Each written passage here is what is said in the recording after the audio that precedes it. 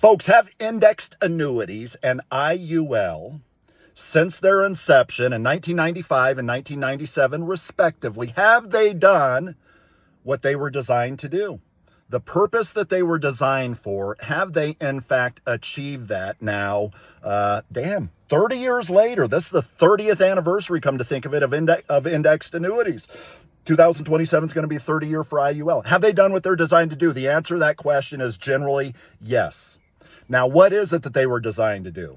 Is it to beat the stock market? To have no risk on the downside, but to beat the stock market on the upside? No! Regardless of what you see on social media with some of these folks marketing indexed annuities and IUL, they're not designed to beat the stock market. Here's what they are designed for. And by the way, anytime I tell consumers that this is what they are designed for, I've never had a consumer come back and say, man, I was hoping they'd be a little sexier than that. This suffices, in other words. There is no need to market double-digit returns. So what is it? What is it, Charlie? What is it that they're designed to do? Getting all worked up here after my workout. They were designed to beat their fixed rate peers. You could also say indexed annuities. They're not designed to beat the stock market. They are designed to beat the bank. Certificates of deposit, for example, although not exactly the same, not FDIC insured for the compliance folks out there, et cetera, et cetera.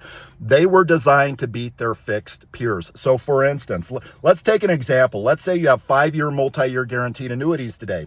I can get a 5.5%, 5.75%, even a 6% rate on a 5-year multi-year guarantee annuity.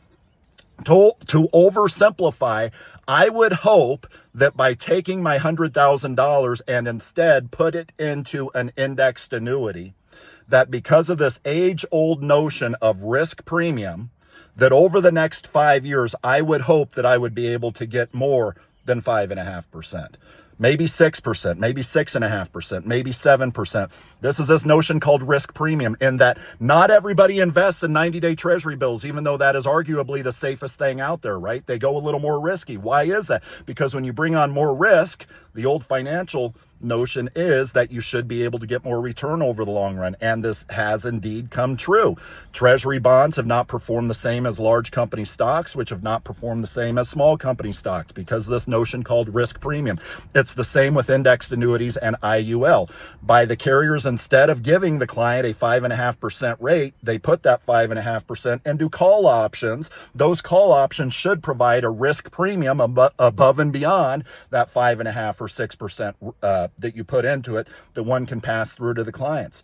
And there's been some research over the years on this, as well as my research over the 25 years, the statements that I see come in every year that shows that these products have, in fact, as a whole, you have some dogs granted, but as a whole, in general, have outperformed their fixed rate peers. And again, no consumer has ever had an issue when I brought this up. I'll also give a shout out to Cheryl Moore. She can probably, my friend Cheryl Moore here in Des Moines, she could probably elaborate on some of her research findings on, am I just blowing smoke, or am I actually correct in that indexed annuities and IUL have indeed what they are designed to do? So we should celebrate this year on the 30th anniversary of indexed annuities.